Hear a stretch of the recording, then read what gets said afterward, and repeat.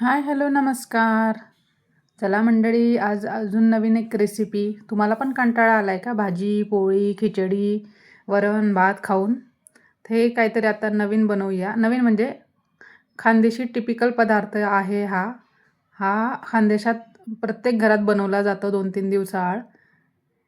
याला म्हणतात डाळ चिकल्या, नाहीतर डाळ ढोकळा, डाळ ढोकली असं पण काहीतरी नाव आहे त्याला. पण आमच्या खानदेशात हेच म्हटलं जातं. मी ही 2 डाळी घेतल्या, त्यात मुगाची आणि तुरीची डाळ स्वच्छ पाण्याने धुवून आपल्याला याला कुकरमध्ये लावून घ्यायची आहे. कुकरमध्ये पाणी गरम करायला ठेवायचं आहे. पाणी गरम झाल्यावर यामध्ये डाळ आपल्याला शिजवायला टाकायची आहे. तुम्ही पण अशा प्रकारच्या रेसिपी बनवत असाल तर मला कमेंटमध्ये सांगा की तुम्ही कशा प्रकारच्या रेसिपी बनवतात आणि तुम्हाला अजून माझ्याकडून कोणत्या रेसिपी जाणून घ्यायच्या आहेत. मला माझ्या घरात जे बनतं तेच मी दाखवते. वेगळं काही असं ट्राय नाही करत. जे आम्ही खातो तेच मी रेसिपी शूट करत असते. हे बघा, अशा पद्धतीने आपण डाळ स्वच्छ धुवून लावून दिलेले आहेत. यात डाळ जास्त वरती येऊ नये म्हणून, पाणी जास्त वरती येऊ नये म्हणून थोडं तेल टाकायचं आहे.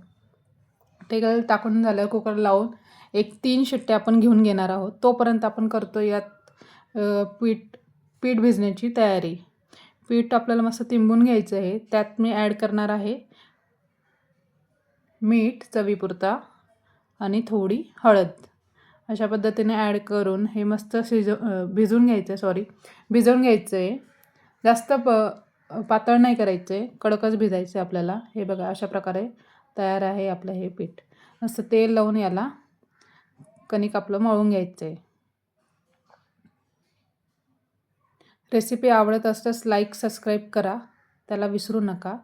लाईक तर नक्की करा. कमेंटमध्ये सांगत जा काय चुकलं आहे, काय नाही आहे. त्याच्याने माणूस शिकतं. आपली ही डाळ आता शिजून तयार आहे. कुकरला अवॉइड करा. त्याच्या आजूबाजूने थोडंफार ओतू जातंच. वरण आपलं तयार आहे. याला घोटून घ्यायचं अशा पद्धतीने. हे बघा, पाहत असाल मस्त वरण आपलं घोटलं गेलं आहे. मस्त त्याला उकळी फुटली आहे. त्यात आपण 1 ग्लास पाणी ॲड केलं आहे. जास्त घट्ट असेल तर पाणी त्यात जास्त पाणी ॲड करायचं आणि त्यात थोडी हळद घालून ते मिक्स करून घ्यायचे. थोडं मीठ चवीपुरता. मिठाचं प्रमाण थोडं व्यवस्थितच ठेवायचं, कारण की आपण पिठामध्ये पण मीठ टाकलेलं आहे. त्यानंतर आता आपण जे तिंबलेलं कणिक होतं ते आता लाटून घेणार आहोत. ते कसं लाटायचं मी सांगते पुढे तुम्हाला. एक छोटा गोळा घ्यायचा. पहिले आधी पोळपाटाला तेल लावून घ्यायचं आहे मस्त, आणि हा गोळा लाटून घ्यायचा पूर्ण पाट भरून. लाटल्यानंतर याला आपण शंकरपाळ्यांना कसे काप करतो तसे काप करायचे आहेत. बघा, तुम्ही पुढे दिसेलच तुम्हाला. असे काप आपण तयार करून घेऊन, हे बघा, काप तयार करून घ्यायचे त्याचे छोटे छोटे आणि बारीक लाटायचे. जास्त जाड लाटल्यामध्ये शिजायला प्रॉब्लेम आहे. अशा पद्धतीने आणि यामध्ये एक एक करून ते सोडून घ्यायचे उकळत्या वरणामध्ये.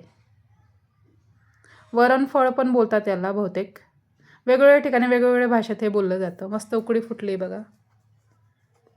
आणि यासाठी आपल्याला लागणारी एक फोडणी करून घ्यायची आपल्याला. त्यात लसूण, जिरे, मिरची, कढीपत्ता असं टाकून घ्यायचे. माझ्याकडे आता कढीपत्ता अवेलेबल नाही आहे, त्यामुळे मी साधीच फोडणी देते. पाहू शकता तुम्ही. मस्त तेल गरम झालं आहे, सर्व टाकून घेतलं आहे त्यात. आणि थोडी हिंगशिवाय टेस्ट नाही. वरणाचं आणि हिंगाचं खूप कॉम्बिनेशन आहे, त्याच्यामुळे आपण ते आवर्जून टाकायचंच. आणि फोडणी आपली तयार आहे. अशी कुकरमध्ये वरून टाकून द्यायची आहे. आणि रेडी झाली आपली ही आत्ता रेसिपी. वरण चिकल्या, डाळ चिकल्या असं काय म्हणतात. खानदेशात तर असंच म्हणतात. तुम्ही पाहू शकता, छान असे गरमागरम तयार आहे. गरमागरम खाण्याचीच मजा वेगळी असते. काही गोष्ट गरम खाल्ली ना ती छान लागते. तुम्हाला ही रेसिपी आवडत असल्यास लाईक, सबस्क्राईब करा आणि नक्की ट्राय करून बघा घरी. मुलांना वगैरे खूप आवडते.